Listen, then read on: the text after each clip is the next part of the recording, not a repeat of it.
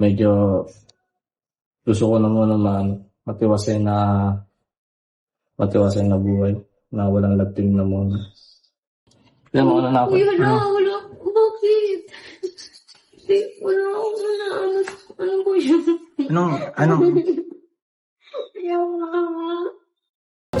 Salamat.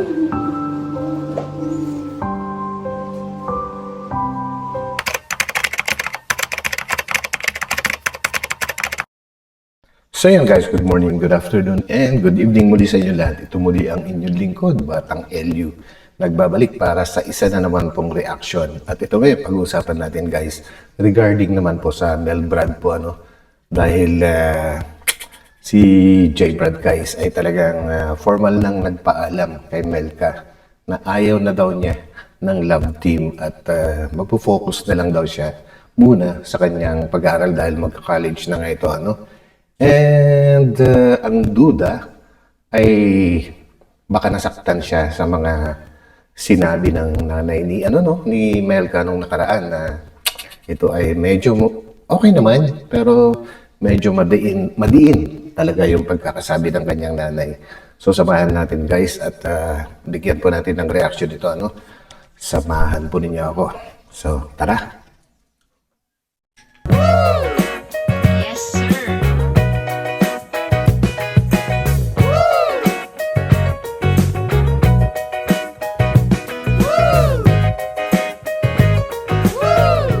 Paano ba ito sabihin? Bakit nasasabihin ka? Nagsabihin na ako, kanina pa kasi ito sa'yo. Wala. Hindi nga. Kaya wala yung approach ko sa akin. Paano ba?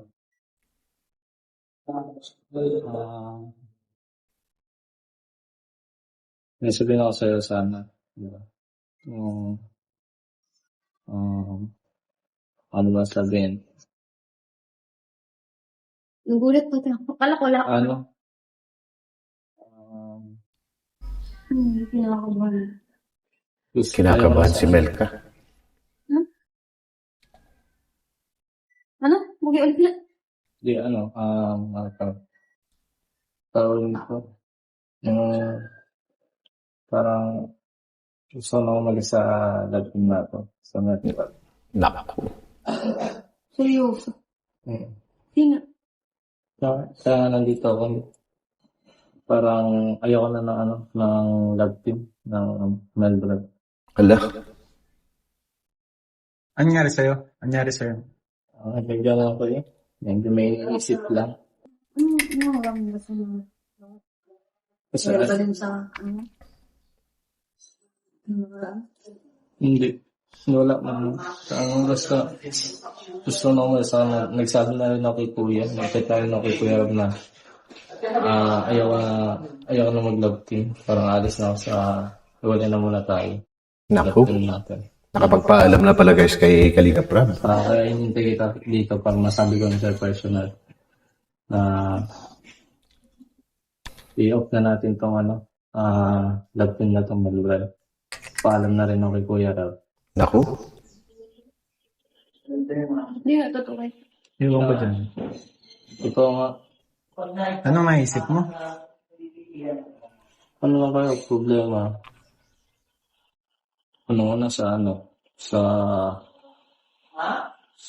Mas mahirap i-explain pero ayaw, parang Bakit ako iyak isip? Iyak na si Melka. parang kanap ko na mas deserve na maging partner mo, baka hindi talaga ako yung partner mo, yung nalagting talaga. Baka may mas deserve ko na para sa'yo. Hindi na ako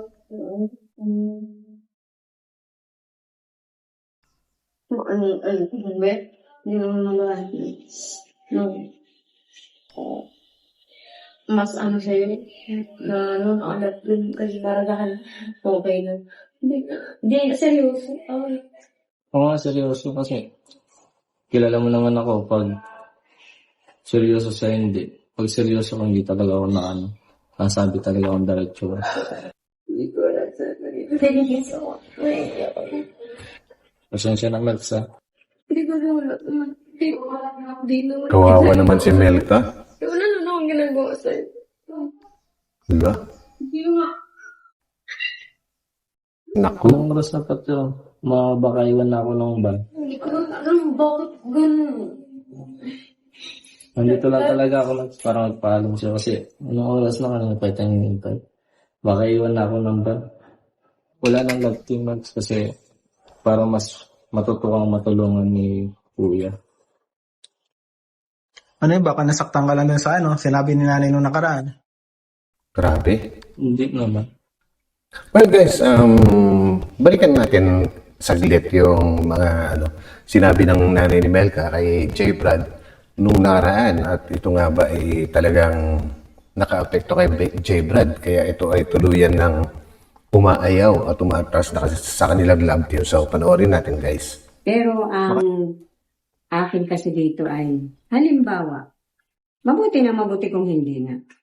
Paano kung matrigger kayo? Di ba? Lalaki ka. Babae anak ko. Ako. Saka bata ka pa, nag-aaral ka din. Unahin mo din yung sarili mo.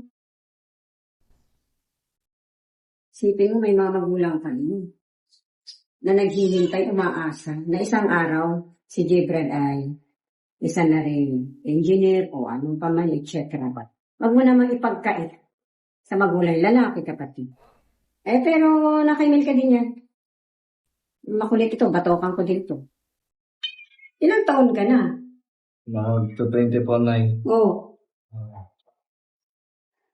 Sabihin ko sa'yo, Noy, may gatas pa nga labi mo. Naku.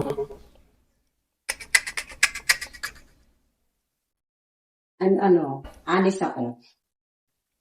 Galit ako sa ganyan. La. Sa tuwing magsasalita ka, yung boses mo pa lang, hindi ko talaga, hindi kita gusto. Hindi naman. Naku, grabe. Malamang, yan na nga ang dahilan guys. Medyo mabigat talaga yung mga sinabi ni nanay, no? Although, iyon ay isang magandang, may magandang part na mapupulot din doon tungkol sa tungkol sa pag-aaral din ni J. Brad na kailangan maganda rin kung pagbigyan niya yung mga magulang niya na makatapos at bilang araw maging isa siyang inhinyero.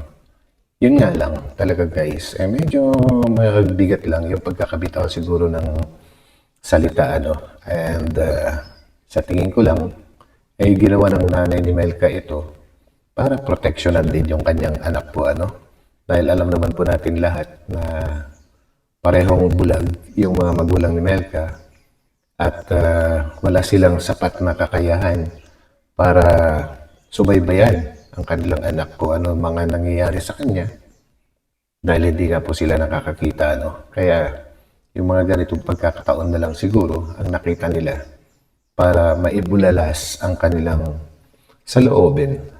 At sa tingin ko guys, hindi lang ito tungkol kay J. Brad Kahit siguro sinong lalaki na mapalapit kay Melka, ay ganun at ganun pa rin ang sasabihin ng nanay ni Melka po.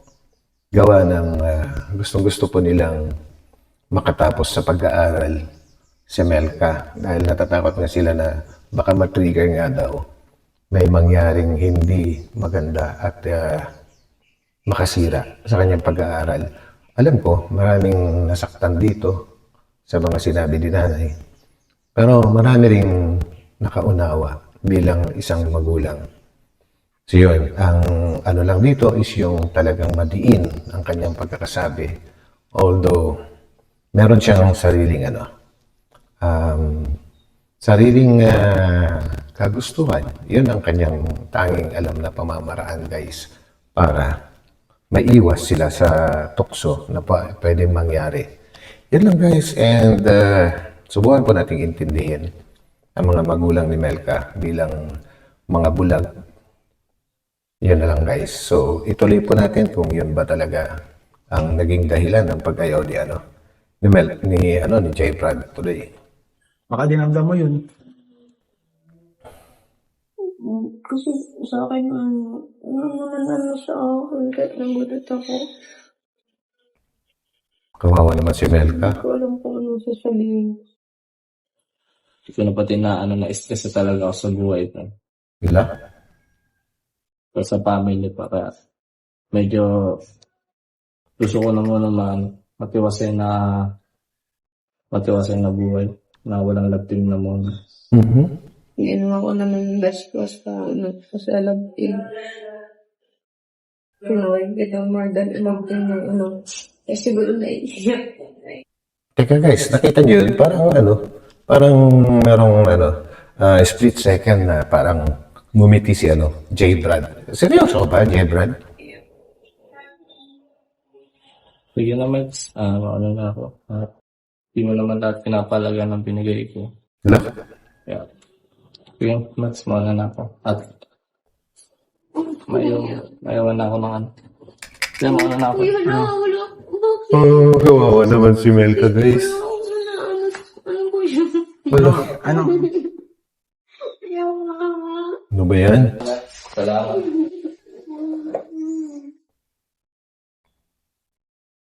Gutom. So yun guys, no, final na. Umalis na talaga si J. Brad. Siguro hanggang doon na lang siguro yung kanilang love team, no? Pero, wag muna kayo umalis. Dahil may titingnan pa tayo. Dahil may napansin ako eh. Kaya, rewind po natin. Panoorin po natin. Oo, sabi ko na nga, be. Nangingiti ito eh.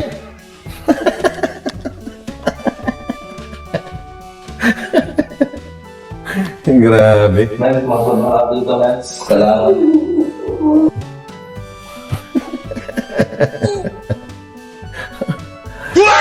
Loko talaga.